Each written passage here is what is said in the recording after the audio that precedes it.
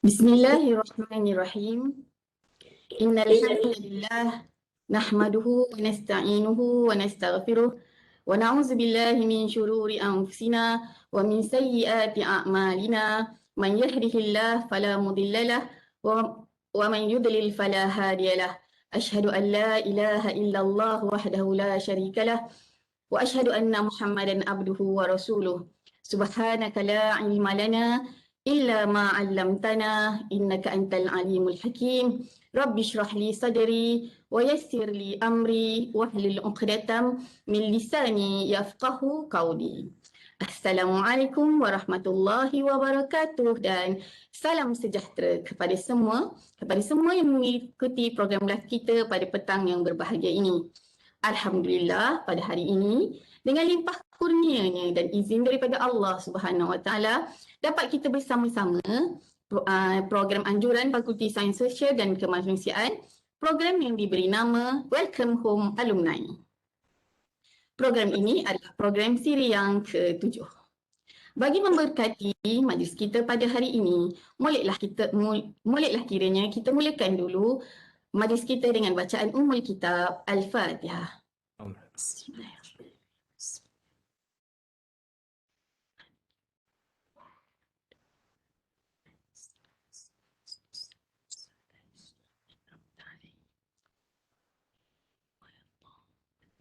Amin, amin, amin ya rabbal alamin.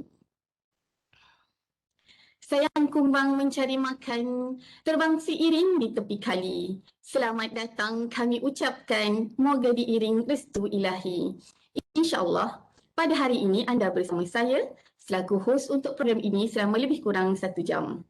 Saya, Ila Nur Salida binti Ali Amran, pelajar calon Dr. Falsafah Akademi Tamadun Islam, Fakulti Sains Sosial dan Kemanusiaan UTM, Kuala Lumpur. Saya bersiaran jauh dari Doha, Qatar. Saya akan mengendalikan program Welcome Home Alumni yang ke-7 ini, atau dalam bahasa Melayunya kita kenali juga sebagai program Sirih Pulang ke Gagang. Okay.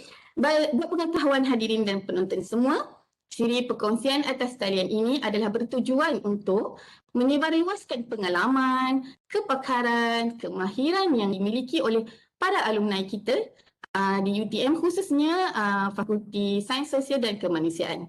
Perkongsian kali ini akan menampilkan tetamu undangan dari negara jiran kita juga, Singapura. Kami bawakan alumni dari Akademi Tamadun Islam, Dr. Nikmah binti Batri. Kini beliau bertugas sebagai pensyarah bersekutu di Pusat Pendidikan Tinggi Az-Zuhri, Singapura. Jadi sebelum kita memberi penumpuan kepada perkongsian yang bakal dikongsikan oleh tetamu istimewa kita hari ini, saya ingin mengalih sedikit perhatian saudara-saudari, tuan-tuan dan puan-puan semua kepada Dr. Abdullah Maknawi, penolong dekan, Hubungan Luar dan Antarabangsa Fakulti Sains Sosial dan Kemanusiaan UTM, bagi menyampaikan kata-kata aluan, seterusnya menyempurnakan dan merasmikan program Welcome Home Alumni siri yang ke-7. Falyatafaddal mashkura, Dr. Abdullah. Silakan.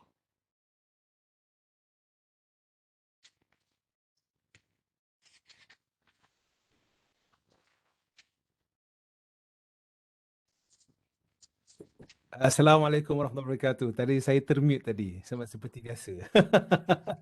Terima kasih saya ucapkan kepada Puan Ila all the way from Qatar. Jadi saya juga nak mengucapkan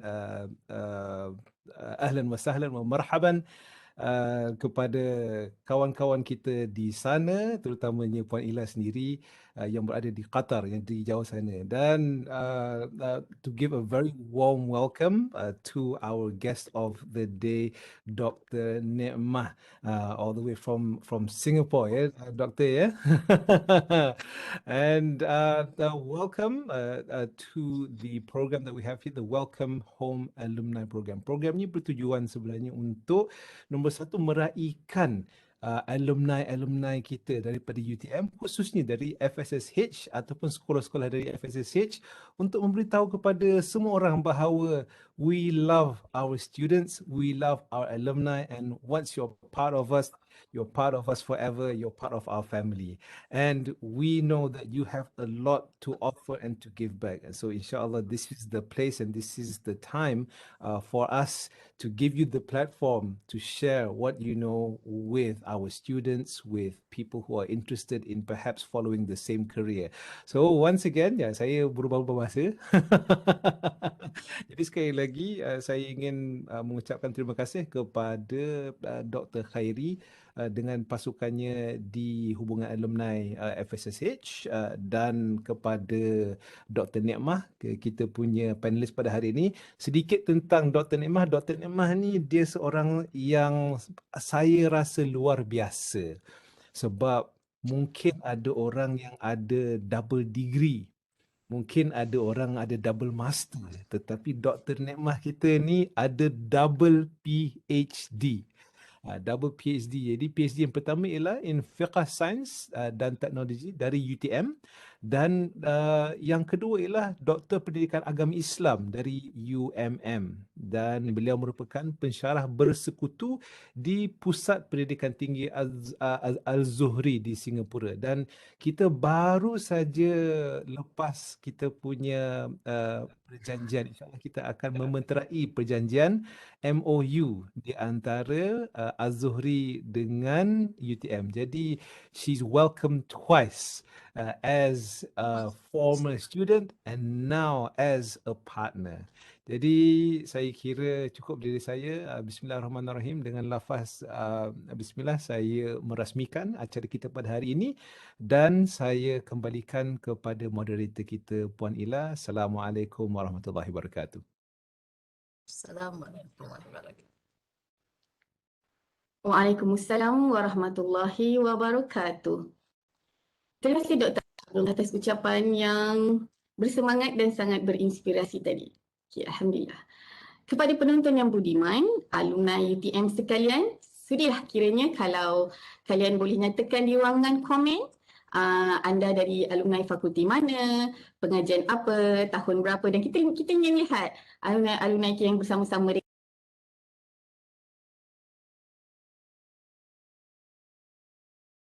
yang kita ajar.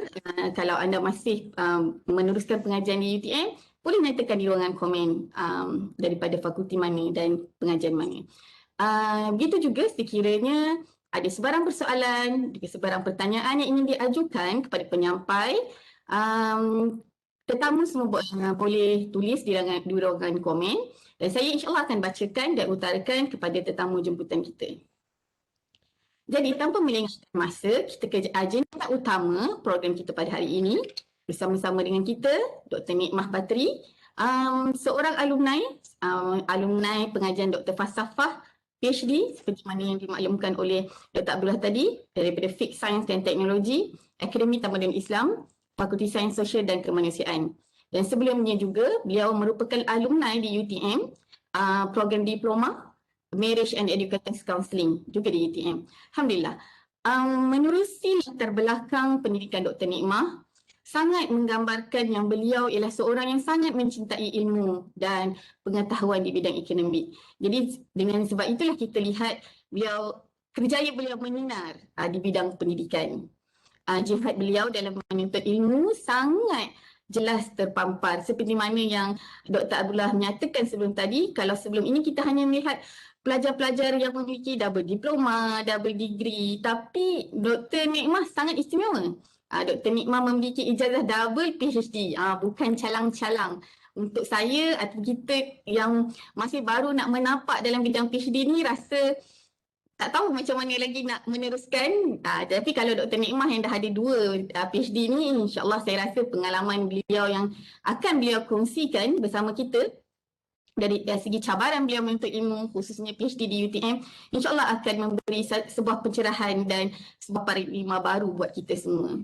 Dan seperti mana yang saya kini sedang menyambung pelajaran di luar negara, hari ini kita nak juga sama-sama mendengar perkongsian daripada Dr. Nikmah bagaimana beliau menyambung pelajaran juga di luar negara, bukan di Malaysia. Jadi mungkin ada sedikit tata cara mengurus masa, waktu pengajian yang berbeza ataupun dalam perjalanan dari kampus ke tempat penginapan dan sebagainya. Jadi saya kira tanpa melengahkan masa, saya menyerahkan skrin ini kepada Dr. Nikmah untuk perkongsian dan pengalaman beliau. Falyatafaddal mashkura. Dr. Nikmah, silakan. Auzubillahi minasyaitonirrajim. Bismillahirrahmanirrahim. Alhamdulillah rabbil alamin wassalatu ala sayyidina Muhammadin asyrafil anbiya'i wal mursalin wa ala alihi wa sahbihi ajmain walhamdulillahi rabbil alamin. Terutama saya ucapkan ribuan terima kasih kepada calon doktor kita, Dr. Ila Nursalida, Dr. Abdullah dan Dr. Khairi dan juga jawatan kuasa alumni Fakulti Sains Sosial dan Kemanusiaan UTM. Alhamdulillah, syukur pada Allah SWT kerana diberi peluang dan terobat rindu saya kepada UTM, ya, dan terasa walaupun dekat tetapi jauh dan insya-Allah didekatkan.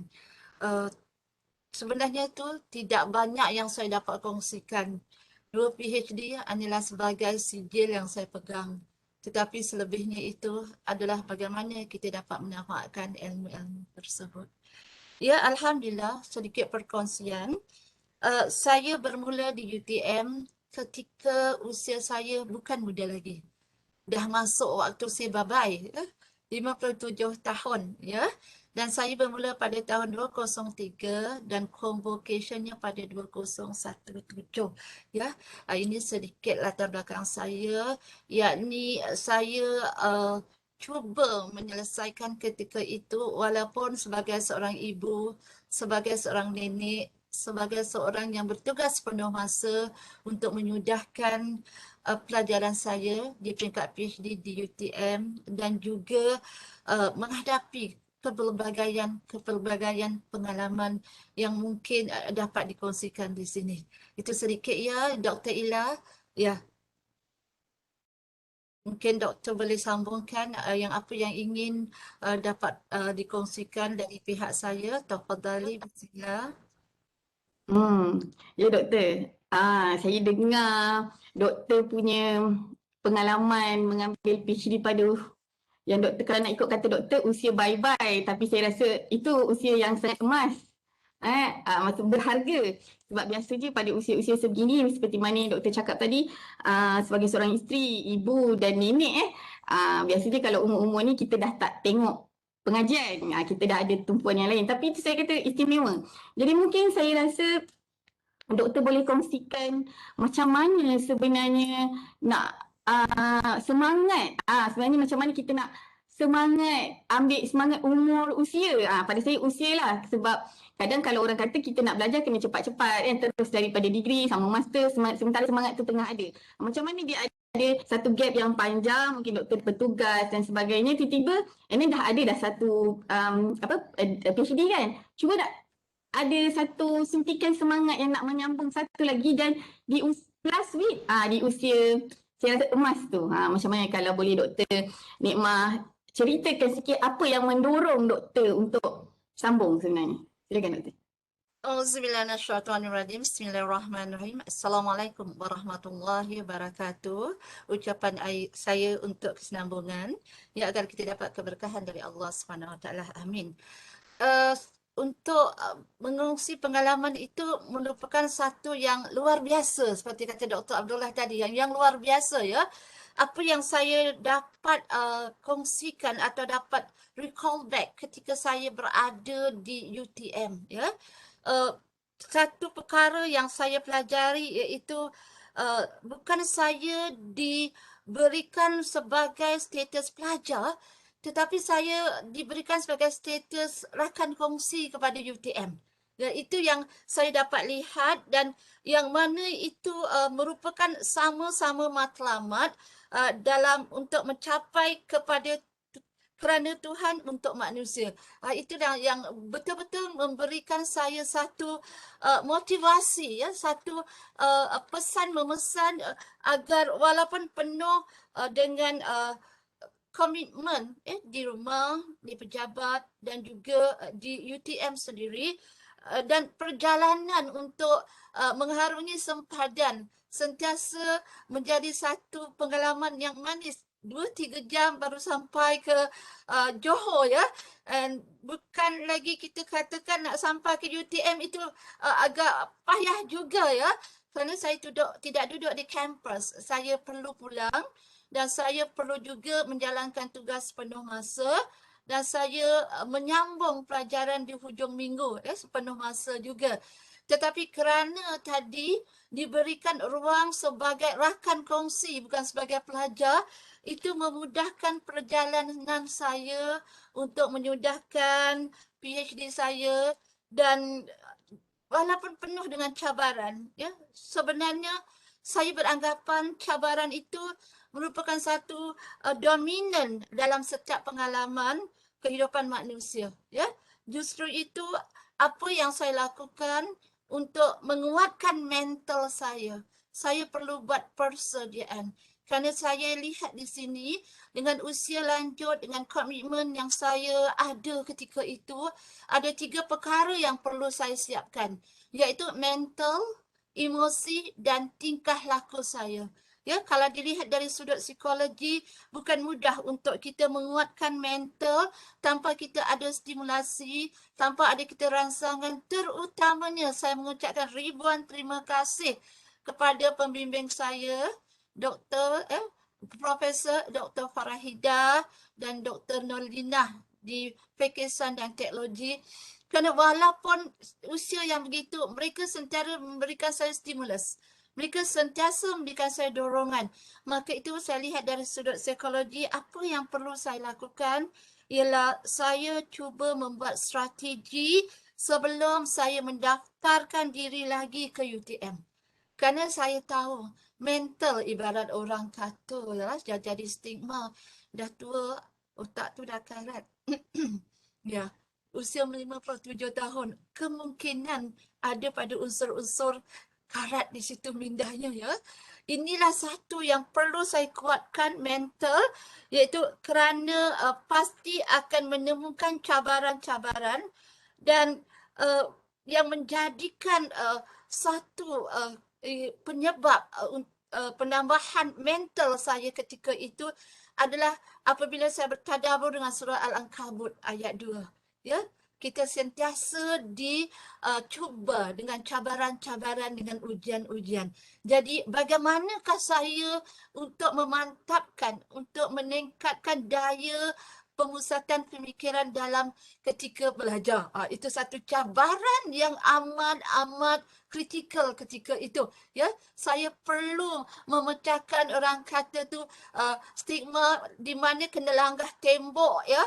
Usia yang 57 tahun itu masih boleh bertafakur, masih boleh menduduki kuliah-kuliah dan masih mampu untuk buat kajian. Terutamanya tesis saya itu adalah berkenaan dengan kecelaruan gender. Sudah tentu ada follow up, tentu ada apa orang kata cabaran susulan. Pertama sekali, bagaimana nanti nak dapat respon pada orang yang terlibat dengan LGBT? Tak mungkin mudah, betul? Tak mungkin mereka akan datang ke depan, oh saya adalah orang yang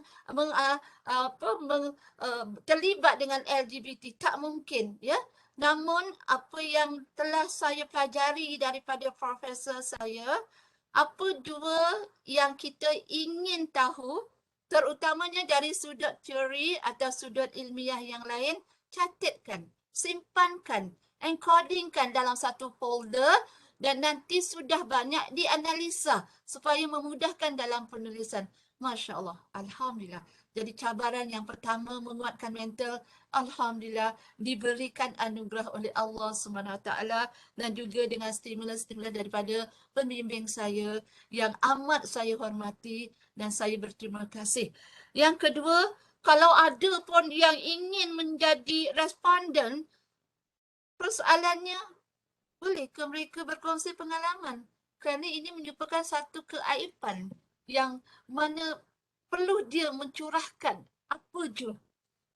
Dan kemudian apakah pula nanti implikasi dia terhadap diri responden dan terhadap masyarakat.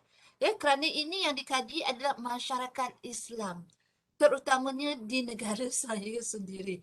Ini bayangkan cabaran mental yang perlu saya kuatkan, dan kemudian sekiranya ingin saya kaitkan dengan persediaan emosi, di mana perasaan prejudis. Prejudis itu memang sentiasa berlaku. Kalau kita lihat kepada hasil kajian Sigmund Freud, ketika seseorang itu ada di dalam tahap ID, tahap bawah sedar, banyak kemungkinan yang negatif akan dilakukan dari sudut emosi dan dari sudut kognitif. Inilah yang saya khawatiri, namun alhamdulillah dapat mengatasinya, dan selain pada itu menghadapi cabaran stigma. Ya, stigma apa itu? Boleh ke saya habiskan tulisan? Boleh ke saya buat kajian teliti saya ni? Sedangkan bahan-bahan yang didapatkan itu jauh dari mudah untuk diperolehi. Kemudian faktor usia. Boleh ke 57 tahun ni nak selesaikan? Ya, sehingga kan cucu saya ya sentiasa berkata, nenek tak pandai-pandai, asyik nak cari ilmu lagi. Itu yang menyebabkan satu stimulus bagi saya untuk sampai ke tahap ego, iaitu tahap sedar betapa penting saya menuntut ilmu, ya, untuk sama-sama tidak mengikuti bisikan-bisikan dari ilham yang fujurahah. Ya, na'udzubillah min zalik. Ya, jadi saya cuba elakkan daripada prejudis, stigma, untuk saya sampai kepada peringkat super ego, yakni mengelakkan bisikan-bisikan yang mengajak kepada nafsu agar turut kepada kefasikan. Na'udzubillah min zalik. Itu salah satu persediaan. Dan yang terakhir sekali, saya membetulkan niat. Matlamat saja.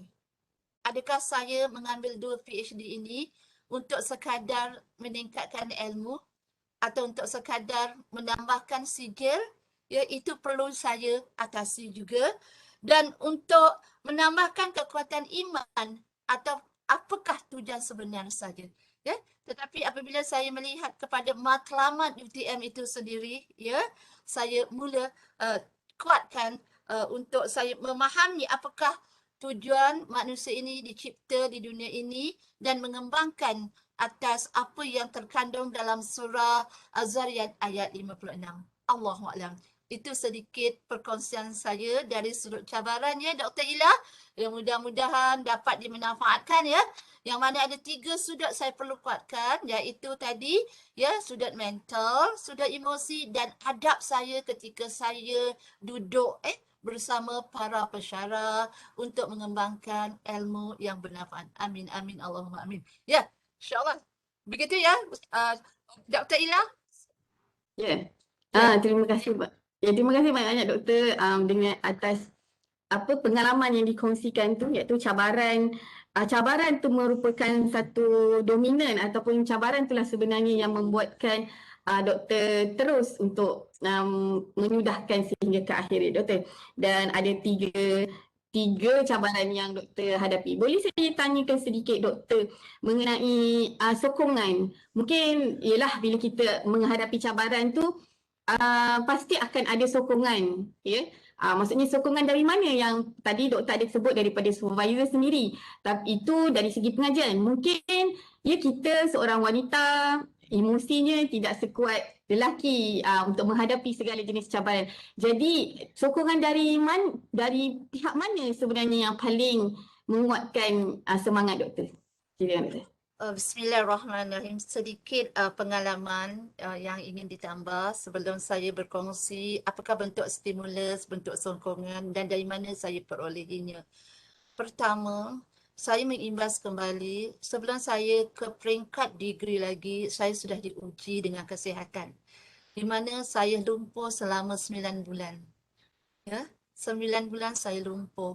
Dan di situ saya mula menelaah apakah yang sebenarnya Allah inginkan saya melakukannya. Dan alhamdulillah sudah ada kesadaran saya perlu mencari ilmu. Mencari ilmu agar saya dapat mengimbangi dunia dan akhirat, ya, seimbang sebagaimana dalam surah Al-Qasas ayat 77, ya. Dan alhamdulillah Terutama sekali yang kuat memberikan stimulus ada 4 ya. Pertama dari keluarga, suami dan anak-anak yang sentiasa memberikan dorongan ketika saya diuji dengan lumpur. Mereka mengatakan mungkin kekurangan ilmu kita tidak dapat mencari latar belakang kepada sesuatu yang diuji oleh Allah Subhanahu Wa Taala. Ya, dan mereka sentiasa memberikan dukungan dan malahan di mana saya berada, suami saya akan menemani saya. Ya, suami saya akan berada ketika saya berada di kampus bersama dengan supervisor saya. Mereka dapat melihat akan stimulus yang diberikan oleh suami saya di situ. Ya, begitu kuat memberikan saya satu kesadaran sampai ke peringkat ego, saya sedar. Dan kemudian kedua adalah bagaimana pihak jabatan saya bertugas memberikan kelonggaran. Mereka memberikan kelonggaran agar untuk saya boleh mengikuti secara sepenuh masa dan menyudahkan dengan lebih cepat ya.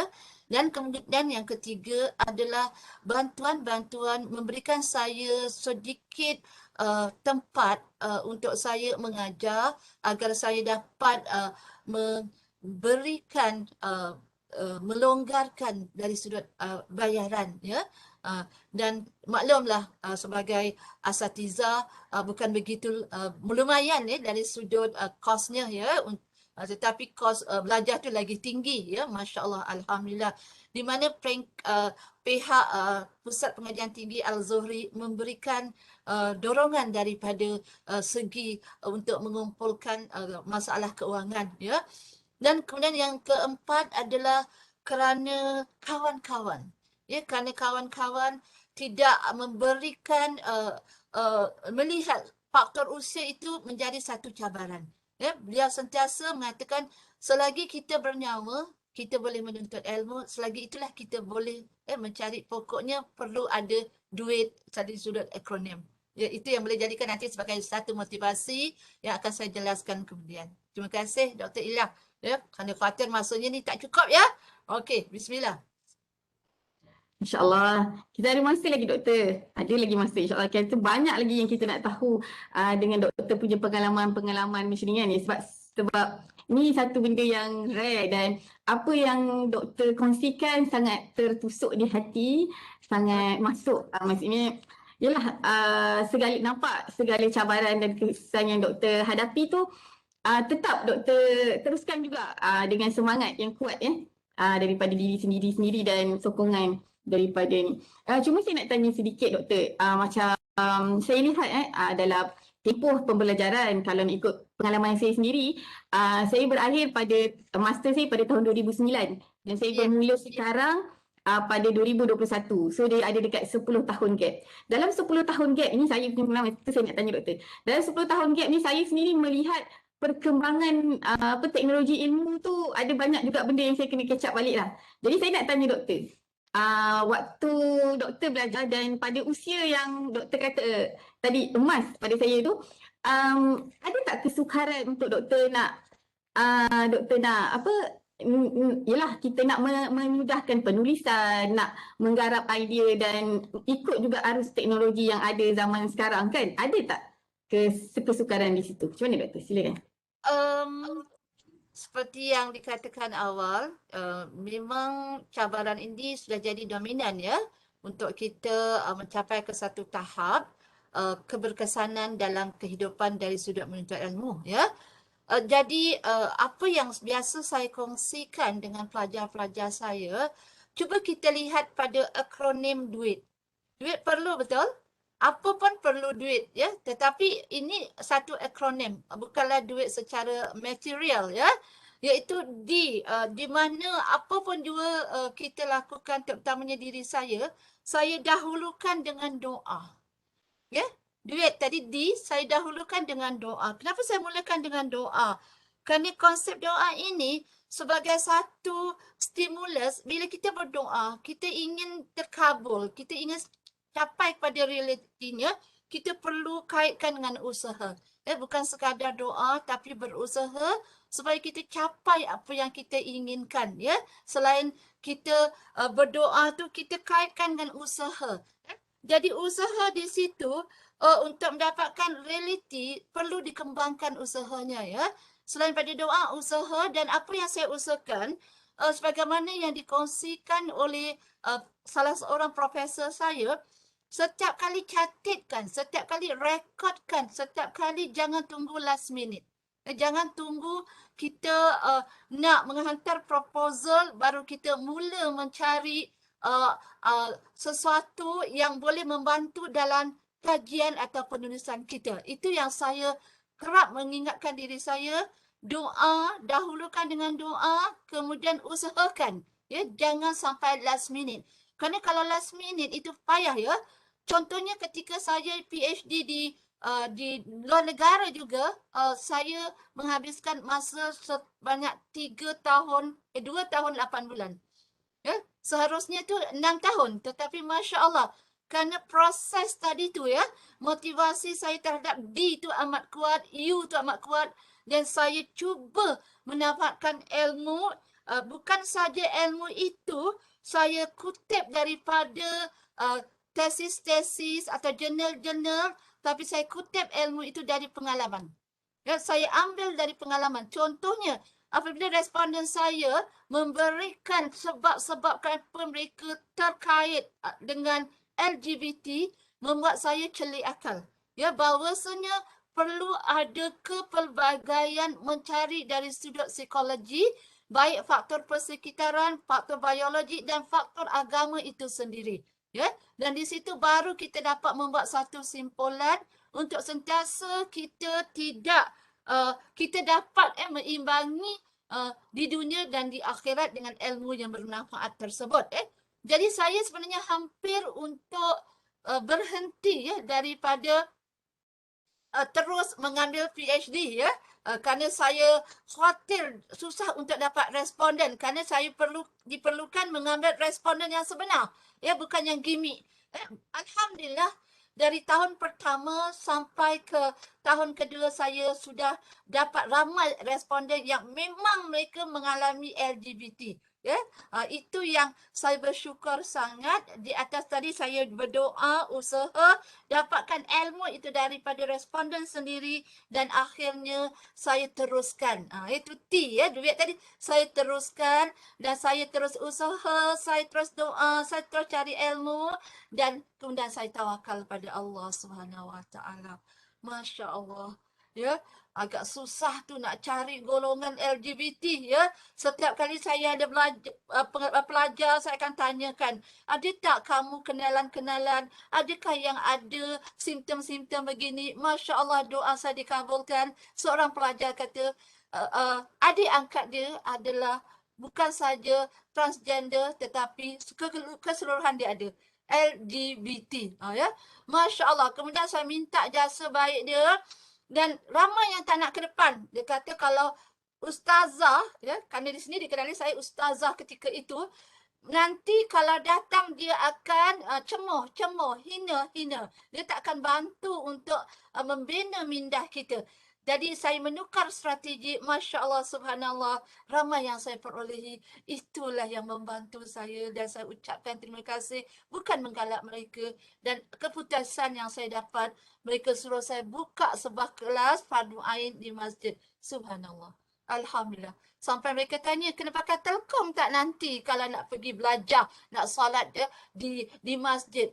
Saya katakan, kamu sendiri berfikir dan kamu sendiri meneroka apa perkara yang sebenar. Menggunakan persepsi, interpretasi yang berbeza agar mereka tidak kecewa dan mereka tidak hampa dengan kata-kata kaulan-kaulan yang saya ingin gunakan pada mereka.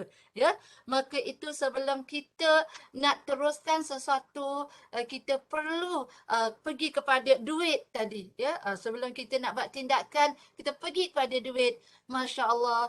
Terutamanya saya ribuan terima kasih dan kesimpulannya saya tabik dengan UTM kerana membantu saya mencapai kepada apa yang saya inginkan agar dapat membantu mereka-mereka di luar sana. Amin, amin. Allahumma amin.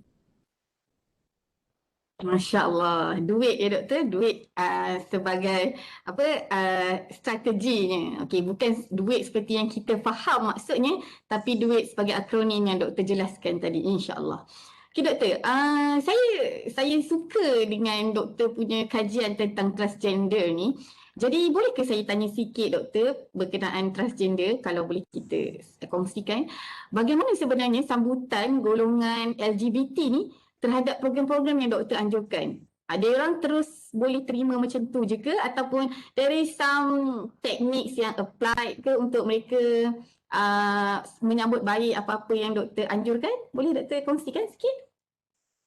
Sedikit perkongsian saja kerana masih lagi dalam proses menjalin hubungan ya, untuk sentiasa ada keinginan bagi mereka-mereka ini membuat perubahan ke arah yang positif ya.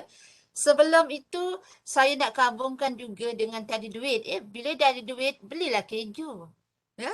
Belilah keju. Apa tu keju? K untuk menangani atau untuk menjalin hubungan dengan mereka-mereka ini, K perlu kawal emosi. Ya, kawal, kawal. Saya perlu kawal emosi saya perlu kawal stigma saya perlu kawal prejudis saya. Kerana mereka ini luar biasa, berbeza dengan apa yang sebenarnya yang orang-orang normal lakukan. Ya. Dan kemudian E tadi, keju ya, E emosi. Jadi kawal emosi, jauhi unsur-unsur kemalasan, unsur-unsur kelalaian dan juga jalin ukhuwah dengan mereka.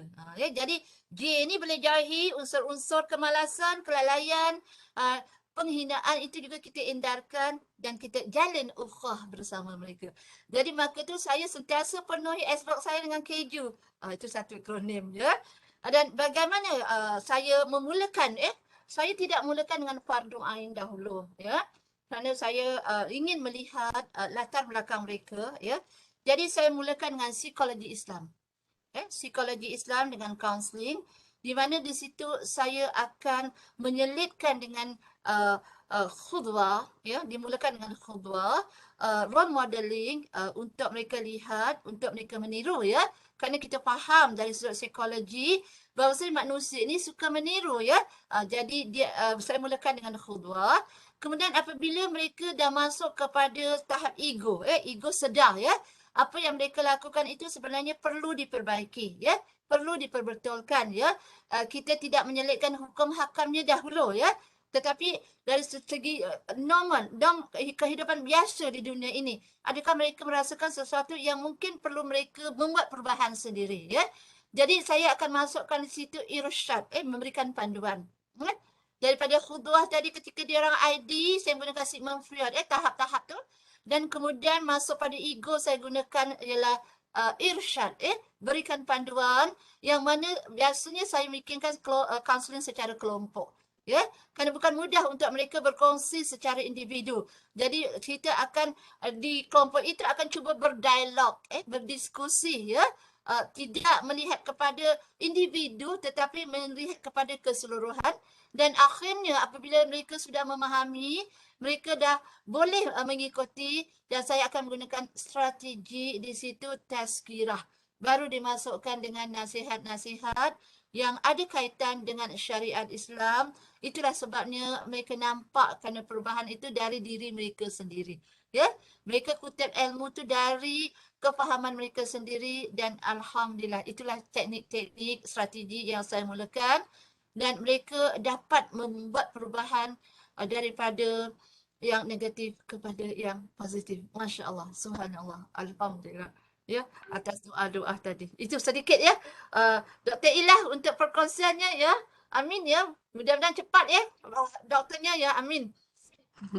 Masya Allah, Masya Allah. Apa dengar kita dah ada duit kena ada keju, gitu. Maksudnya kita kena kawal emosi, jalinkan dan kawal emosi, stigma, prejudis, jauhi unsur-unsur kemalasan, kelalaian, dan jalinkan ukhuwah bersama mereka. InsyaAllah kita dapat membina repo bersama mereka kan, ya doktor, betul macam tu kan?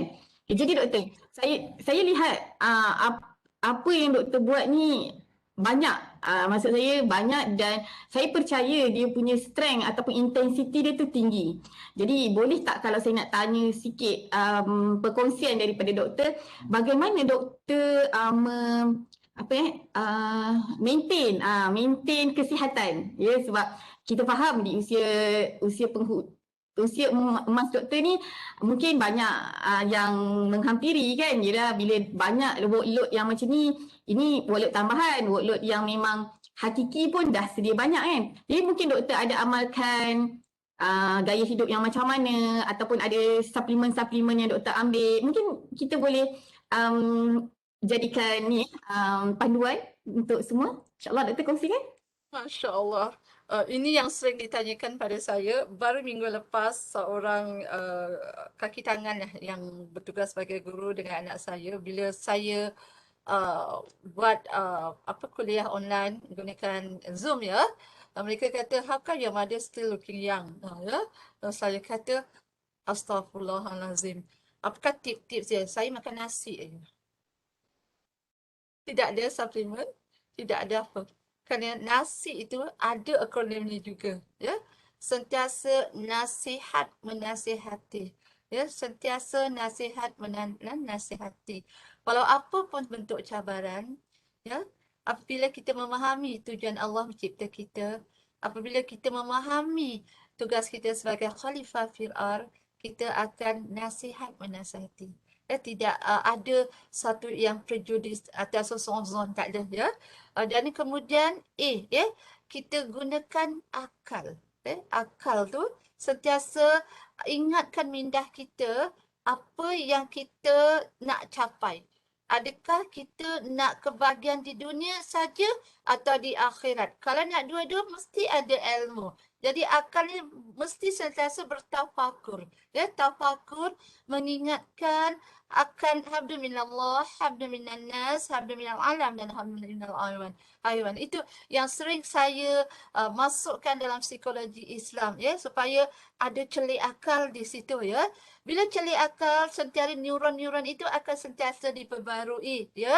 Dah tak ada yang karat-karat lagi. Kerana kita cuba menghilangkan tadi komponen-komponen kimia yang tersendat atau tersangkut dalam urat saraf di brain ataupun di minda kita tadi, ya, atau di otak kita lah, ya.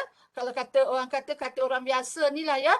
Dan kemudian yang terakhir saya kata S, perlu cari stimulus. Bila kita malas, bila kita kata Allah dalam pandemik ni nak melanjutkan pelajaran ni, sebenarnya banyak di situ stimulusnya. Senang, kalau saya dulu kena harungi 3-4 jam baru sampai ke UTM, tapi sekarang klik sekejap aja, cuma lambat sikit tadi masuk kerana kena nak ubah nama lah, tapi tak dapat ubah nama. Itu ini adalah pertama kali saya gunakan ni satu ilmu baru yang saya kutip dari UTM. Masya Allah, alhamdulillah. Saya selalu gunakan Zoom online atau Google. Hari ini pakai yang berbeza, ya, berjaya, alhamdulillah. Terima kasih Dr. Khairi, ya. Dan kemudian ya, sentiasa ingat dari mana kita ke mana, dari mana, siapa kita, dari mana kita ke mana kita, yang saya kutip daripada Imam Al-Ghazali dalam bukunya Ihya Ulumuddin. Itu yang sentiasa menjadi stimulus bagi saya. Ingat siapa kita, dari mana kita dan ke mana kita. Dan insya-Allah dengan ilmu yang kita ada, teruskan perjuangan. Teruskan supaya kita nanti dapat melihat, ya, apakah natijah-natijah yang kita boleh peroleh. Amin. Begitu. Sedikit Dr. Ilah. Ya, alhamdulillah, ini daripada Qatar, saya Singapura ni, ya, dekat gitu, ya. Ya, masya-Allah.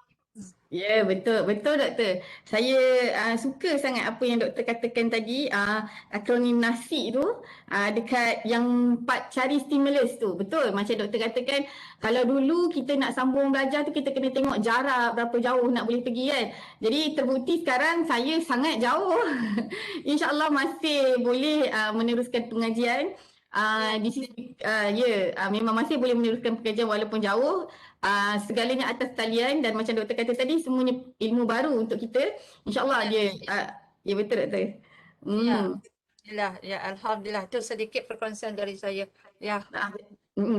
Betul doktor. Jadi cuma mungkin ada sedikit tambahan kalau boleh doktor tambah.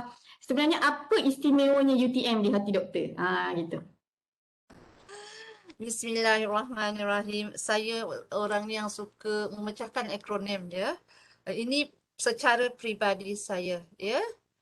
UTM saya lihat tadi untuk Tuhan kerana manusia ya. Jadi saya lihat di situ UTM ini adalah sebagai satu unsur ya, satu wadah, satu tempat ya untuk kita dapat tafakur. Kita dapat berfikir apakah seterusnya, apakah kesudahan apabila kita sudah ada ilmu. Ya? Adakah ilmu itu membawa kita ke satu perubahan yang positif atau satu perubahan yang sebaliknya. Ya, itu tergantung pada diri kita. Ya, tergantung pada diri kita untuk kita memilih kerana kita ada dua ilham ya. Dua ilham iaitu pujuraha dan juga wataqwaha sebagai dalam surah Asy-Syam ayat 8 ya. Jadi itu yang perlu kita sebagai manusia. Jadi sebagai manusia ni perlu kita membuat pemilihan yang bijak. Sama ada fujuraha nauzubillah min zalik atau wataqwaha dalam surah Asy-Syam ayat 8 begitu ya. Jadi inilah akronim yang saya kata tu istimewa luar biasa sangat ya ketika saya berjinak-jinak belajar mengambil diploma dari sudut tadi counselling, marriage and educator, saya dah buka mata luas-luas.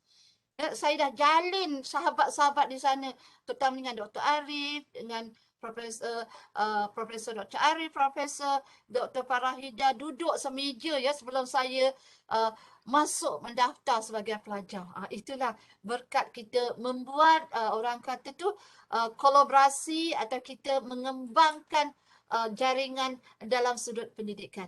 Itu sedikit yang dapat saya kongsi. Sekiranya tersilap dalam penafsiran saya sendiri, saya mohon maaf kepada pihak UTM kerana itu yang saya lihatlah dalam persepsi secara psikologi saya. Ya, bismillah. Ya, itu dia doktor. Kerana Tuhan untuk manusia kan. Gitulah. UTM di hati. Okey. Jadi saya ada dapat satu soalan doktor daripada Facebook. Mereka bertanya, ada yang bertanyakan Puan Hani mungkin. Dia nak tahu doktor boleh tahu kajian PhD doktor. Mungkin ada boleh doktor bagi tahu kedua-duanya kajian PhD tentang apa? Seperti yang dikongsikan awal tadi. Tajuk mungkin nak tahu tajuk penuh mungkin. Bismillah, di UTM saya membuat kajian penulisan tesis kecelaruan gender dalam masyarakat Islam di Singapura. Itu tajuk dia. Ya, saya menyudahkannya dalam masa yang mengikut Comlot ya. Dan kemudian di UMM itu adalah Universiti Muhammadiyah Malang iaitu di Surabaya. Di situ saya mengembangkan PhD saya bahagian pendidikan agama Islam dan tesis saya di situ ialah penggunaan teknologi dalam nak mengembangkan madrasah ya dari sudut strategi dan teknik pembelajaran ya di madrasah ya. Jadi saya lebih kepada pedagoginya ya. Begitu sedikit pengkongsian ya. Terima kasih. Harap soalan menjawab soalan daripada Puan Hani. Okey. Jadi saya rasa boleh tak kalau doktor kongsikan sedikit mungkin motivasi buat pelajar-pelajar yang sedang belajar di UTM ataupun yang mungkin ada keinginan untuk sambung belajar di UTM. Mungkin ada sebarang kata-kata nasihat khususnya buat diri saya sendiri yang masih baru di UTM dan mungkin doktor boleh kongsikan sedikit, berikan motivasi sedikit pada kami semua insyaAllah doktor. Silakan. Bismillahirrahmanirrahim. Selain duit, ada duit beli keju. Makan keju tu perlu kita tambahkan dengan nasi supaya jadi kenyang ya. Jadi saya ingin menambahkan akronim saya sini, selain pada nasi, makanlah dengan mi. Supaya dia jadi motivasi ya. Apa tu mi? Ya, mi ya, M-E-E, mi goreng ke, mi rebus ke, mi ya. Mi itu tetap kita sentiasa melihat pada diri kita, mi. Tapi saya tambahkan dengan satu, mi, M-E dengan E ya. Jadi motivasi yang pertama, kalau kita mengambil pada M tadi ialah apapun cabaran, apapun ujian, sama ada dia lebih kepada yang negatif atau positif, perlu kita sama-sama kenal hakikat manusia. Kita manusia, apakah hakikat kita yang sebenar? Ya, hakikat yang sebenar itu kita kembali kepada tadi dalam surah Az-Zariyat ayat 56. Dan bagaimana untuk kita capai kepada tahap itu, kita perlu dapatkan ilmu. Ya. Dan bila kita dah mengetahui hakikat manusia itu, di mana? Entah apa kita akan perolehi, kita tidak tahu. Ya, entah kita ni dapat ilmu beri transformasi yang positif atau sebaliknya yang negatif ya. Jadi ini perlu kita tadi balik pada entah emosi kita ni ketika belajar ni emosi apa yang kita bawa. Ya, emosi apa yang kita bawa. Maka saya sentiasa kaitkan kepada tadi ya, mental, emosi ya. Dan yang akhir adalah perlu ada etika. Apa pun perlu ada etika. Macam mana kita meletakkan nilai kita tu. Ya? Nilai kita belajar tu, etika kita di mana. Ya? Ini yang saya memotivasikan diri saya sendiri. Dan saya rasa mudah-mudahan ada motivasi saya ni dapat juga dengan secara humble ya, dikutip dapat juga mungkin membantu para pelajar di luar sana ya, yang mungkin ada sesuatu yang mengusik emosi tadi ya. Kita balik kepada etika kita. Etika kita, matlamat kita ya, kita entah kenapa kita nak separuh jalan. Entah kenapa kita ni tak nak meneruskan perjuangan kita. Entah kenapa kita tak sambung masa kita ke PhD. Perlu kaji latar belakang entah tu tadi ya, entah kenapa ya. Itu yang boleh saya lihat motivasi dari sudut psikologi ya, yang mana setiap kali saya menyampaikan ilmu psikologi Islam ini, dia menambah peningkatan jumlah belajar lagi ramai. Lagi ramai ya, kerana mereka tahu siapa sebenarnya hakikat diri mereka itu sendiri. Itu dia ya. Itu sedikit perkongsian saya ya. Semangat ya perlu ada ya. Masih semangat walaupun usia begini ya. Ikutkan saya hari-hari dan saya juga terlibat dengan international talk speaker. Dan saya perlu bukan saja duduk memberi kuliah, tetapi saya perlu menyediakan orang kata tu, menyediakan nota-nota yang terkini, yang mana kalau kita lihat dari segi psikologi barat atau Islam, dia banyak sudah yang mungkin tidak bersesuaian ya. Jadi kita perlu meneroka mengikut isu-isu semasa. Itulah walaupun sudah capai usia yang orang kata going to say bye-bye, Masya Allah tetap kental semangat. Amin, amin, Allahumma amin. Doakan saya seterusnya. Ya. Masya Allah, Masya Allah. Kira memang saya terinspirasi dan bersemangat dengar doktor punya penyampaian, dan kepada penonton pun memang diorang kata bersemangat dengar penyampaian-penyampaian yang doktor sampaikan, sebab kita ambil kita rasa terinspirasi. Sebab kalau kita orang-orang muda ni rasa malulah kan kalau tak boleh nak setanding dengan doktor punya pace tu. Macam alhamdulillah. Dan dekat sini juga kita dapat banyak akronim-akronim yang sangat boleh kita jadikan panduan. Yang kita kata tadi ada kita kena ada duit, kemudian kita untuk sebagai kita punya semangat, kemudian macam mana untuk kita dah ada duit tu kita kena kawal keju dengan kawal emosi, kawal kita punya stigma, prejudis, benda tu semua dalam kita punya kontrol diri kita sendiri ya doktor, datang dari kita sendiri. Kita jalinkan ukhuwah, membina hubungan, hablum minan nas, lepas tu hablum minallah gitu kan. Dan akhirnya doktor bagi juga lagi lah, lepas makan keju dah dapat duit beli keju, makan nasi pula, yang mana kita saling nasihat menasihati, menggunakan akal, mencari stimulus untuk kita meneruskan ni, dan kita ingat dari mana kita datang, ke mana kita nak pergi, siapa kita ni, betul doktor? Dan akhirnya doktor kata untuk meneruskan perjuangan tu kita tengok makan mi pula. Okay, melihat apa cabaran, apa pun ujian, kawal emosi kita dan etika kita, entah kenapa kita buat semua benda ni kan. Ya doktor. Jadi seronok saya dapat perkongsian-perkongsian daripada doktor. Jadi di komen ada yang bertanya bagaimana untuk kita hubungi doktor secara mungkin lebih dekat lagi untuk kita tahu tentang psikologi Islam. Mungkin doktor, kalau doktor boleh kongsikan dengan penonton macam mana kita boleh nak get in touch dengan doktor. Bismillahirrahmanirrahim. Saya boleh dihubungi melalui pihak UTM lah ya.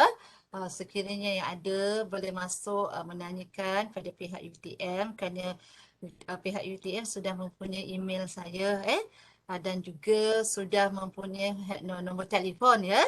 Jadi sekiranya tidak ada masalah bagi pihak UTM untuk berkongsi dengan mereka-mereka yang ingin mengetahui, saya tidak jadi masalah ya. Saya dapat berkongsi, dan mungkin satu saranan yang baik ya, pertemuan kita akan ada diskusi table ataupun satu perkongsian yang membawa pada maudhu psikologi Islam dalam era cabaran pandemik. Itu ya, itu satu satu yang mana boleh dikembangkan kan dalam masa yang mungkin yang cukup untuk kita berkongsi untuk dasarnya saja ya. Dan sebenarnya saya juga boleh berkongsi dengan pihak Pusat Pengajian Tinggi Al-Zuhri ya, yang mana saya juga mengajar psikologi bukan saja di sarjana muda, degree, juga di sarjana ya, iaitu master ya dalam sudut psikologi. Ya, itu saja yang mungkin kalau sekiranya ada yang berminat ya, boleh saya serahkan kepada tadi pihak Alamni ya, Jabatan Kuasa Alamni ya. Itu Allahuakbar. Wallahualam. Terima kasih banyak-banyak doktor atas maklumat yang diberikan tadi. Kepada penonton-penonton, saya ingatkan boleh isi link kehadiran di komen untuk kehadiran puan-puan dan tuan-tuan pada program kita pada hari ini. Jadi hadirin sekalian, kita sudah sampai kepada penghujung program kita pada hari ini. Saya dan penganjur serta semua penonton sangat berbesar hati, sangat rasa istimewa dapat menimba pengalaman, perkongsian yang sangat bermakna dan istimewa daripada Dr. Nikmah. InsyaAllah memang saya rasa perkongsian ini sangat memberi motivasi dan sangat memberi semangat untuk meneruskan pelajaran di UTM. Terima kasih juga yang tidak terhingga saya rakamkan buat Dr. Nikmah, Dr. Abdullah Muhammad Nawi, dan para penonton yang begitu setia dari awal sehingga akhir rancangan kita. Okay. Bunga dedap di atas para anak pasang pelita. Andai tersilap, tutur bicara, jari disusun, maaf dipinta. Minta maaf doktor banyak-banyak sekiranya ada salah dan silap. Doktor ada nak tambah apa-apa lagi? Bismillahirrahmanirrahim. Silakan. Saya sebelum kita berpisah, saya menyusun 10 jari di atas kekurangan informasi, dan sekiranya ada tutur kata yang tidak bersesuaian, maafkan saya, dan insyaAllah mudah-mudahan kita bertemu lagi, dan saya ucapkan ribuan terima kasih kepada yang bersama saya, kepada Dr. Abdullah, kepada Dr. Ila dan Dr. Khair ya, dan juga doktor yang memang tak ada sekarang ni, tapi dialah yang tulang belakang yang juga mengundang saya ya. Terima kasih banyak ya. Masya Allah, alhamdulillah.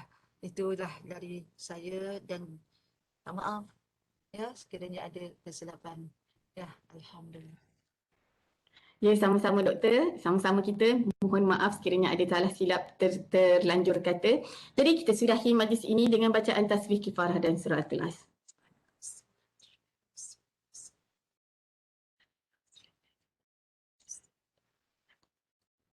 Terima kasih kerana menonton. Wabillahi taufiq wal hidayah. Wassalamualaikum warahmatullahi wabarakatuh. Assalamualaikum warahmatullahi wabarakatuh.